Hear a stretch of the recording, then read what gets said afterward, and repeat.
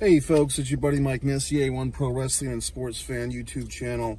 Today is Father's Day, so happy Father's Day to all the fathers, all the sons, all the daughters, all the stepfathers, all the mothers acting as fathers, all the whatevers. So happy Father's Day.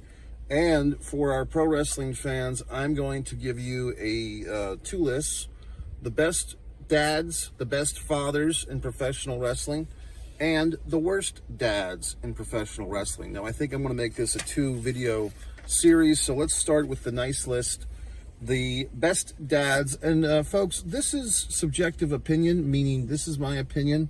This is not written in blood. This is not written in gold or rhinestone. So I'm just going to give you a list, and guess what? I'm sure that I'm missing some people. I'm sure that I'm forgetting someone. There's probably someone that could be number 2 or number 3 on this list that is just escaping me right now. But let's just see what happens, okay? Number 10, I'm actually going to put the badass Billy Gunn. I feel that as a father, he has done well in bringing his 2 sons, 2 that I know of, into professional wrestling. He's wrestled with them. He's wrestled against them. He's allowed them to kind of be smug heels at his expense.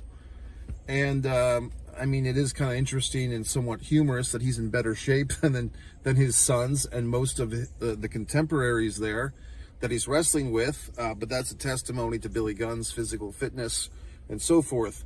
I should have, and I will now, say, what are the criterion? What's the criteria for these lists? For the best lists, I'm thinking the actual, if the father is a wrestler himself, and there will be a few that aren't, but if the father was a wrestler, his contributions to wrestling, the amount of children, not just sons, but daughters are included, the amount of children that were professional wrestlers or involved in wrestling, the contributions that the children of the wrestler or of the father made, like the contributions of the kids, the contributions of the father himself. What I know, if I know anything of their personal relationships or what's common knowledge among wrestling fans of the relationship, allowing the child to go out on their own is actually, that's kind of the flip side of also, there's a delicate balance between helping the child and being too helpful or too controlling. So that's an interesting ranking. Trying to think what else. Knowing when to kind of go off into the sunset and let the child do their own thing. So all these characteristics. So that's why Billy Gunn gets in on this list. His sons have not accomplished a whole lot. They've had some tag team champions and so forth. They're in AEW and so forth. But I think just the fact that Billy Gunn is kind of like allowing these 2 kids to grow into their own, but he's not overwhelming them, but he is helping them. So there you go. Number 9, this is going to be a shocker, and this could be heavily influenced by my enjoyment of the film, The Iron Claw. You thought I was going to say Fritz von Erich. I'm saying Kevin von Erich. Now, you might be wondering, well, gee whiz, Mike, why would you say Kevin von Erich? How is he a great father in wrestling? Well, his sons are a competent tag team, but they have been kind of, I would say even restrained a bit from going deep down the wrestling cycle. They've been kind of sheltered by Kevin. I think he's kept them in MLW, Major League Wrestling. I don't want to say they're part-time wrestlers, but they haven't gone gonzo with it. And I think that's because Kevin, I know that, in the movie they talk about the Von Erich curse. I kind of feel like Kevin might actually believe in that even now, because I feel like he's kind of sheltering his sons from the storms of professional wrestling, and he's allowing them to wrestle, but he's not, when I say they're fully grown adults at this point, so they can do whatever the hell they want. But unless these guys step up the ante with their careers, I think they're going to be kind of where they're at. They're kind of like, really competent, good shape tag team, but they're not like chasing the gold anywhere, it seems. And I just feel like Kevin, also, he gets points for just surviving, quite honestly. And maybe I'm being too influenced by the movie The Iron Claw, but I think Kevin really is the hero of that tragedy, the tragic family, because he's the one that did not succumb to the suicidal thoughts. He's the one that lived. And just like in the movie, when when he's so sad because he says, I used to be a brother, and his sons look up to him and they say, we'll be your brother's dad. So Kevin Von Erich gets in number 9. Here's another one that might shock and amaze. As far as I know, he only has one offspring that's an actual pro wrestler. And looking at this might be a little bit high. And there's even some people on my worst list that could challenge him for this spot. I'm actually going with Bob Orton Jr. That's Randy Orton's father. I think I'm giving a lot of credit to Bob because he did not seem to be vengeful when his son surpassed him. As an old school wrestling fan, that even hurts me to say it, but I mean, I think we can all agree that as far as title reigns and success, worldwide acclaim, Randy Orton has surpassed his father. I don't know if Bob Orton Jr. really surpassed his father, the original Bob Orton. Bob Orton Jr. had a tremendous career. In fact, if you want to see some great tag team wrestling, Bob Orton Jr. or Cowboy Bob Orton, and his partner, I believe, was none other than Dick Slater. And at Starrcade 83, look up this match. Orton and Slater versus Wahoo McDaniel and Mark Youngblood. Tremendous match. And yes, Cowboy Bob Orton, or Bob Orton Jr., that's the same guy. He did all these wonderful things with Roddy Piper and Adrian Adonis, WrestleManias 1, 2, and 3, and so forth. And he was really a big part of that early golden era of WWF, the first half, like the 84 to 87. I think Cowboy Bob was gone by Survivor Series 87. Cowboy Bob was out of there, but he had a great career, and I think that if you look at the stuff that he and his son did, was at WrestleMania 21, where Randy Orton faced The Undertaker, and Bob Orton, Cowboy Bob, kind of came out of retirement, and they did like a handicap match at a subsequent pay-per-view and so forth. I really feel like Bob Orton Jr. is a great father for wrestling. He gave, his son the name, the Orton name, and then he kind of let his son do his own thing, but called upon, he came back into action. So I just give Bob Orton Jr., Cowboy Bob, number 8. Number 7 might also shock and amaze.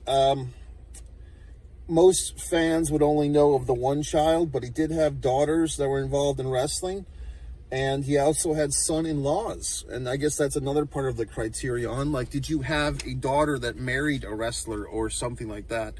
Verne Gagne. Verne Gagne coming in surprising number 7, you might say. Why did I say Verne Gagne? Well, I feel like Verne kind of had this whole thing. He had this whole company. He had his one and only son wrestler, Greg Gagne. And Greg, I think Greg's kind of underrated. Greg was recently a guest on my buddy there, Mike Monty and Jimmy Farrow out of Staten Island, their talk show.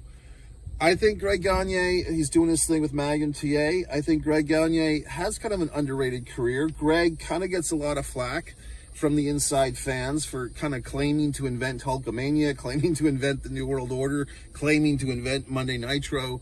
But yeah, Greg, I think there's some, like, he's contributed more than he's given credit for, is how I would put it. But I do feel like Greg had a great career, and I think Verne, with these impeccable standards, of amateur wrestling, the AWA, all these things, I think Greg really did his part, okay? Also an early Remco action figure, Greg Gagne, can't take that away from him. Now, we have heard about these stories of Verne Gagne wanting one of his daughters to marry Hulk Hogan. That might have kept Hogan in the AWA. If Hogan, Hogan, who knows? He might have been happier had he had married the daughter of Verne Gagne. His eventual marriage to Linda did not turn out so well. I'm just going to make myself smell nice. And I just feel like Verne Gagne is number 7. Number 6 might shock and amaze. This is kind of a thing where I guess I can squiddle fuck him in there because I did that for number 5. So I will squiddle fuck. I'll call it an audible. I will give a group nomination to Blackjack Mulligan and Mike Rotunda. At number 6, they are of the same lineage. Blackjack Mulligan would be the father-in-law of Mike Rotundo or Mike Rotunda, depending on who you ask. Mike Rotundo, of course, is the father of the wonderful Bray Wyatt and Bo Dallas, and we all know the story of Bray Wyatt. You can watch me and my buddy there, Jimmy Faluca, with our 2 tributes to Bray Wyatt on this channel. And Bo Dallas is coming back as Uncle Howdy. So that's Mike Rotundo's sons, but Mike Rotundo married the sister of Barry Windham, his tag team partner in the U.S. Express. They were tag team champions in Florida. They were tag team champions of the WWF. Rotundo marrying the Windham sister, and that Windham sister, of course, is the daughter of Blackjack Mulligan. And Blackjack Mulligan was an awesome wrestler, one of these guys that if you're a younger fan, you may not know too much about him, but he was a guy that was a legitimate 6'7", 6'8", kind of an old school cowboy wrestler. He did the Iron Claw with the glove and so forth. Look him up. Number 5, like I said, is a double pick. It's a one family tree. I guess I could make this a 3-fer if I wanted to. I'm a little tempted, but I'm not going to put The Rock on this list. I was tempted. I am going to put Rikishi, the father of the Usos, Jimmy and Jay, and yes, they do have their struggles. But as far as a tag team goes, they're highly successful, highly entertaining. And Samoan Sika. That is Roman Reigns' father. Some of you younger fans, I'm sure you know about the bloodline and so forth, but have you watched Samoan Sika? He did have a solo run in '87 WWF. He did team with Kamala during that time. They had Curtis Iakua as their manager, but mostly known as the tag team partner of his brother, Afa. The Wild Samoans did some babyface stuff, but mostly known for heel work with Captain Lou Albano, WWF Tag Team Champions 3 times over, barefoot wrestler. Sika, when I was a kid, Afa kind of looked like, he was kind of like the Road Warrior Hawk. Like, Road Warrior Hawk always felt like more of the Road Warriors than Animal, just a little bit. And Afa kind of felt like more of the Samoans than Sika, just like Butch Miller felt more like the Bushwhackers than Luke Williams. If you're a real wrestling fan, you know what I'm saying. There's always one, not always, but like Ricky Morton feels like more of the Rock and Roll Express than Robert Gibson. Do you see what I'm saying? There's like a 1A and a 1B. So Sika was kind of the 1B, but he kind of has the last laugh here because he had the wonderful son, the wonderful seed. Number 4, this one might shock and amaze, especially if you know me and my views on wrestling. Vince McMahon Sr. Obviously, he bequeathed upon the world, for better or for worse, his son Vince McMahon Jr. But I'm just going to say that Vince McMahon Sr. provided the palette and the paintings that his son created. I'm going to give Vince McMahon Sr. the benefit of the doubt here. I feel like, he provided the palette, and for better or for worse, Vince McMahon Jr. did all the things that he did.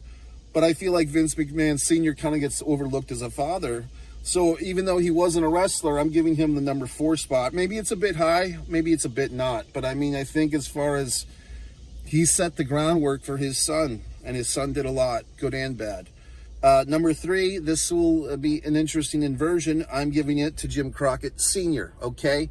Look at what I just said for Vince McMahon Sr., but now you take the NWA, the National Wrestling Alliance, Jim Crockett Sr., the Jim Crockett Sr. Memorial Cup was named after this gentleman. He gave us David Crockett, who was a wrestler briefly, became a commentator, some of the behind-the-scenes people, Jackie Crockett, but most importantly, perhaps, Jim Crockett Jr., who really took that Mid-Atlantic Wrestling into JCP era, eventually bought out the UWF and so forth, and for years was the top competition to the WWF before selling the promotion, once again, for better or for worse, to Ted Turner. I'm looking for something.